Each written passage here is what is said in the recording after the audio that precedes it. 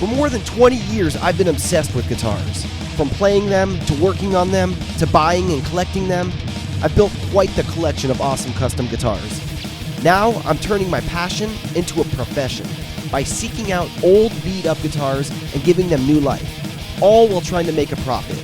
I'll be searching everywhere for used gear that I can refret, rewire, repaint, whatever it takes to make it a real shredder. This is Trash to Thrash. Hey, what's up everybody? Welcome to another episode of Trash to Thrash with me, Mark Murray. This week it's going to be all about the LTD V250 that I've been working on for the last couple weeks, the one with the black and white crackle.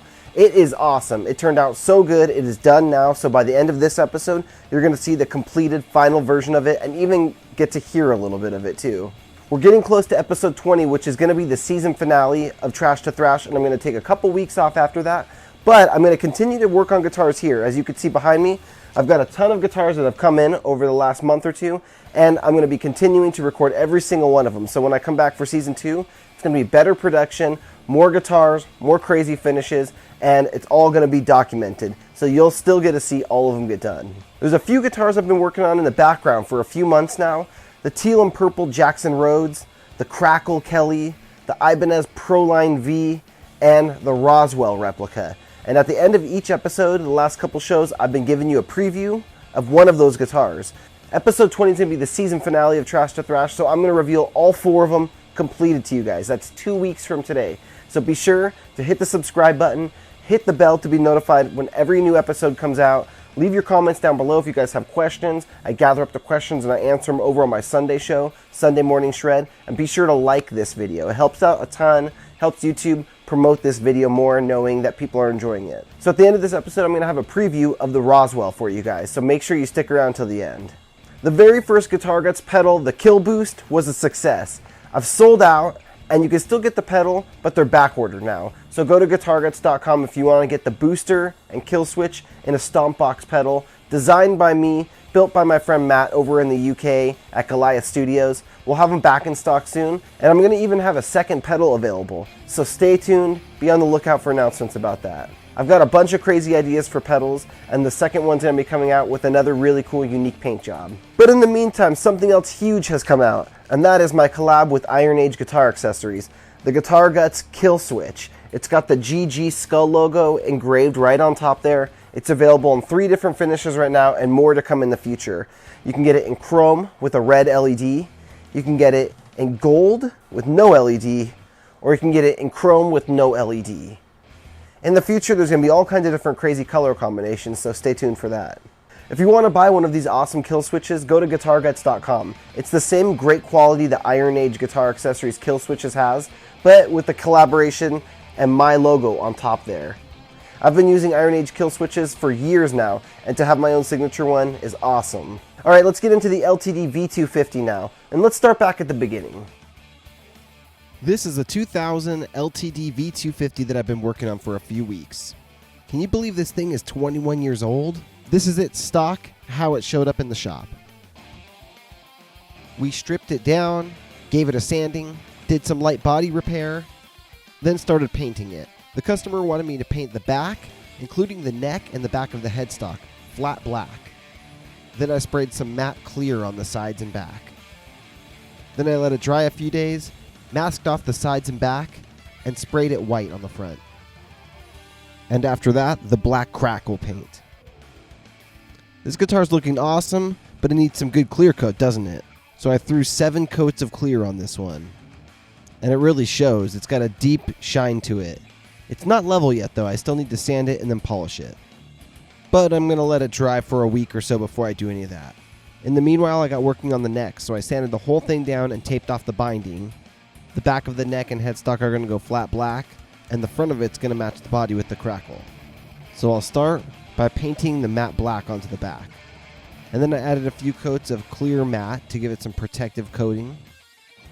A few days later, after that dried, I covered the back and taped off the front so I could paint it white. And then, of course, black crackle. It turned out super awesome, and then I added the LTD logo in custom white with black silhouette.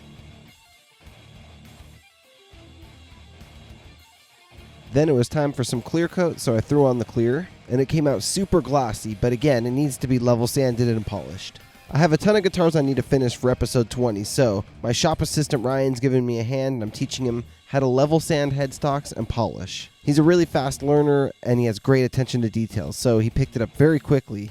I see your guys' comments about using electric or pneumatic sanders and polishers, and I want to know what your guys' opinion is. If you have experience in this, leave your comments down below and let me know your method for level sanding and polishing. I want to explore some new techniques and make things more efficient. When you only do a couple guitars a year, it's no big deal to do it by hand, but once you start doing 5 to 10 a month, you really need to find a better way to do it. My number one priority was to find a system that worked for me when it came to which grits of sandpaper to use and which products to use when polishing. I've been getting great results doing it by hand, but it's just not efficient enough at this point. Some guitars I've done have taken 5 to 6 hours to sand and polish by hand. During my training session with Ryan, I level sanded the headstock for the LTD V250 that matches this body. Then I switched over and did the body as well. After polishing up the headstock, there's a couple things I can do to this neck to make it a little nicer looking, starting by taping off all the frets. Then I used some steel wool to polish up the frets. The reason I had to tape off the fretboard is because the steel wool will actually scratch up the rosewood fretboard, so the tape protects the fretboard. Then I put a coat of lemon oil across the rosewood fretboard. I rubbed it in a little bit and let it soak there for 20 or 30 minutes. It helps lift the dirt off the fretboard and it also revitalizes it. This fretboard's over 20 years old now, so it makes it look a lot fresher, and it's also going to make it last a lot longer. Then it was time to reassemble the headstock, starting with the tuners, the truss rod cover, the string retainer, and of course, the Floyd Rose nut. The headstock is now complete, and it is looking good, nice and shiny. The clear coat, the buffing, and polishing all turned out great on this one.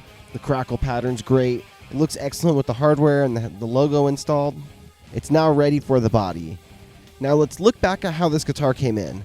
Notice the condition of the bridge. The Floyd Rose licensed bridge is all rusted out. The screws and the blocks are rusty and it just looks old, and it really shows its age.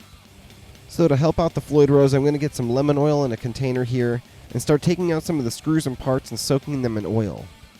It's important if you're going to take your Floyd Rose apart that you remember which saddle goes in each location, because the saddles are actually pitched so that the ones in the middle are higher than the ones on the edges, so it's going to match the fretboard radius. I label each one of the saddles 1 through 6 so I know which position it's going to go back into. You may notice this Floyd Rose looks a little different than other Floyd Roses because this is actually a Floyd Rose Pro. It's a licensed model, but you get the idea. It's made to sit a little more low profile on the guitar, and the location of the saddle block screws is a little bit different, but overall it operates basically the same way as a regular Floyd Rose. After removing all the saddles, I wiped down the base plate with some lemon oil as well. Get it real cleaned up, I used a rag and also a couple Q-tips and oiled up all the screws for the fine tuners, cleaned around the bottom of the block and where the whammy bar receptacle is. I basically gave it a real good detailing. After letting the screws soak in oil for a little bit, I wiped them down with a Scotch-Brite pad and a lot of the rust came off. Then I hit them with a real quick flash of flat black paint. I used lemon oil on all the moving parts of the bridge and cleaned out all the orifices of the saddles and everything. The saddle blocks were a little too far gone, so I replaced those with some brand new ones. And after a few Q-tips that all looked like this, you could see how much dirt was removed from this Floyd Rose. It didn't look super dirty looking at it, but now that it's starting to get real nice and clean, it's really looking a lot better. After reassembling the whole thing, it looks great. It looks almost brand new. It's been completely refreshed, and looking back at how it came in, it's a night and day difference.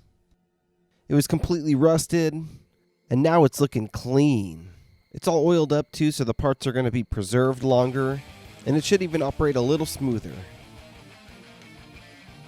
Now, over the years, I've acquired quite a bit of tools for sanding and buffing.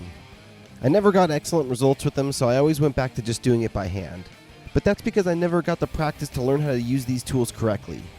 Now that I'm painting 5 to 10 guitars a month, I need to start using these tools to speed up production.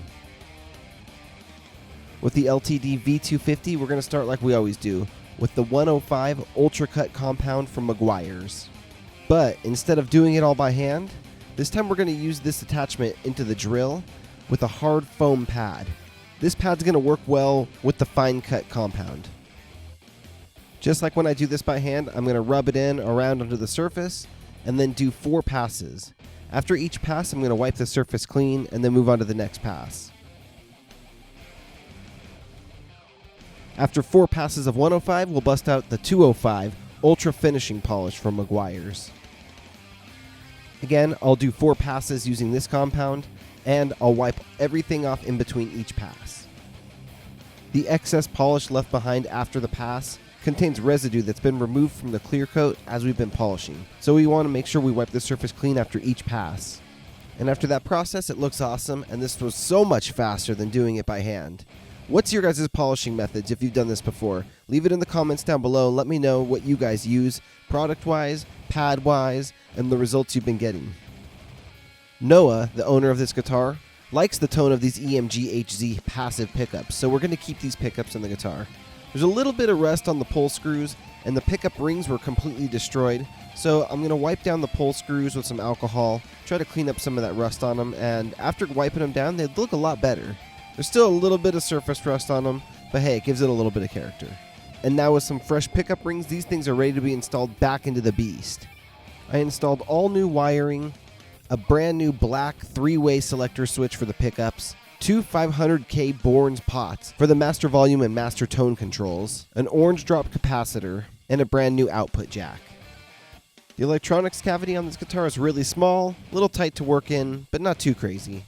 Next week I'm going to go a little more in-depth with soldering. While wiring the Jackson EX Dinky, I came up with some tips to help improve your soldering skills.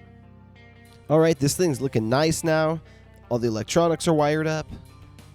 It's time to install the back cover, install the strap button, and this plate here, which mounts the Floyd Rose. I've never seen a guitar that has this plate, that has the bushings mounted, that you mount down into the guitar before. Usually it's just 2 loose bushings that mount into the guitar, but I guess this is what LTD was doing for these guitars for a while. If you know why they did this, leave it down in the comments below. I'd love to know why. Now it's time to mount the neck, and that beautiful Floyd Rose from earlier. And look at this thing. It looks evil, looks awesome. The EMG HD pickups look great on it. This is the first Crackle paint job that I've finished completely, and I love it. The black hardwood pops so well against that black Crackle. And trust me, this thing sounds as awesome as it looks. Listen to this.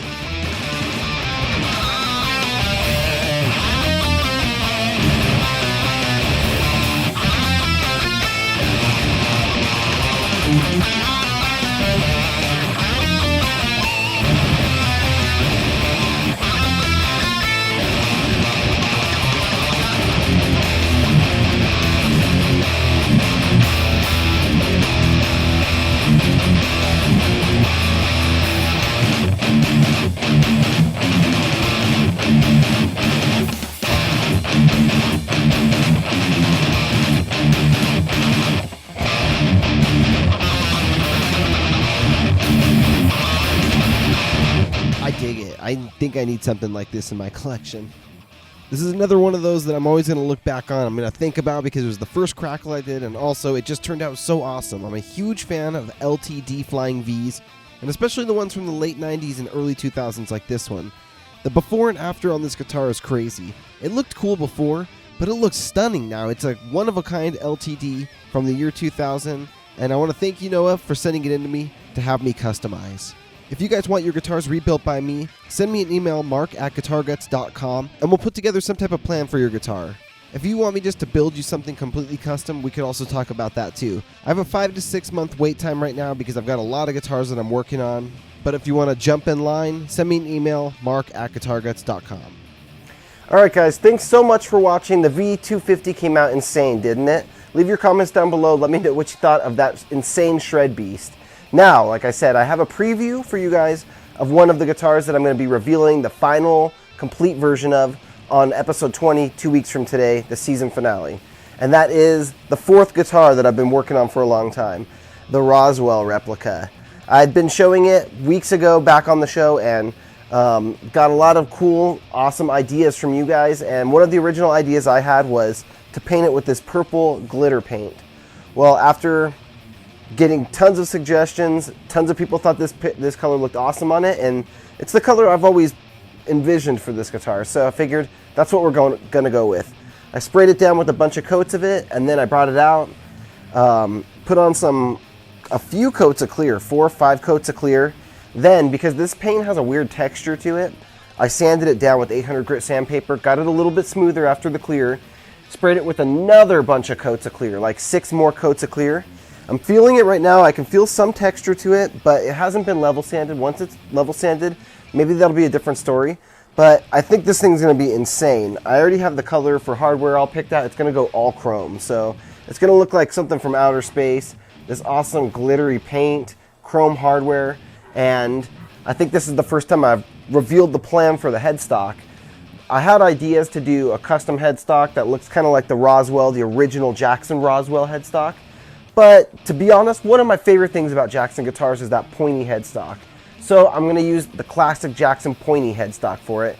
I have an extra one around, and that's what's going on it. It's a 90s made in Japan neck. It's a great neck. I'm going to color match the headstock, put the Jackson logo up there, and this thing's going to be awesome. The original ROSWELLs also had really awesome inlays going down the fretboard. And I thought when I bought this body 2 or 3 years ago, maybe I would do some really cool inlays like that on it. But as we're coming down to the wire, and this thing has been sitting here for 3 or 4 years or whatever it's been, I'm thinking, I just want to get it done. I don't want to sit here while I plan out inlays and then learn how to do inlay work, because I don't really do inlay work at this point. Something I plan to do in the future, especially once I have a CNC machine and have some better tools to do that kind of thing.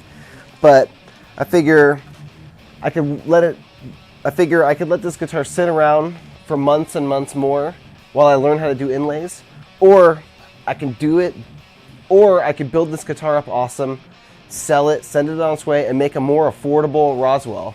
The original ROSWELLs are thousands of dollars, and if I start going deep into super custom fretboards and inlays and stuff like that, the price is just going to start racking up. I want this guitar to be available to someone who might not be able to afford an original ROSWELL. Alright guys, thanks so much for watching. I will see you guys very soon. Sunday Morning Shred will be back this week. If you noticed it was missing last week, my computer died on me. I built a new computer, a super custom, awesome one. I'd been using an 11-year-old computer at this point. It was a gaming computer, a Dell XPS, but at this point the computer was just way too old, and it finally started dying down on me. So I got a whole new computer, one of the best computers I've ever used. It works awesome now, and we're back in the game. I tried to have it set up ready for Sunday Morning Shred last week. Couldn't get it done, but hey, that's what happens sometimes when you're doing tons of shows. So miss one once in a while. I'll be back this Sunday for Sunday Morning Shred again, and again next week for episode 19, where I'm going to be showing you guys the Jackson Dinky EX that I've been working on with the lime green stripes, and the PV Rockmaster with the Universe paint, blue and purple burst on the front of it. So I'll see you guys very soon. Rock on, my friends.